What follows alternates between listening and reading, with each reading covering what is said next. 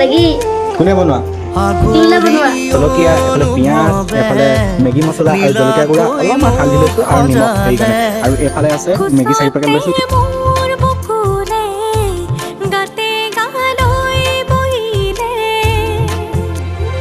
খাগৰিৰে বাহিতিত আঙুলি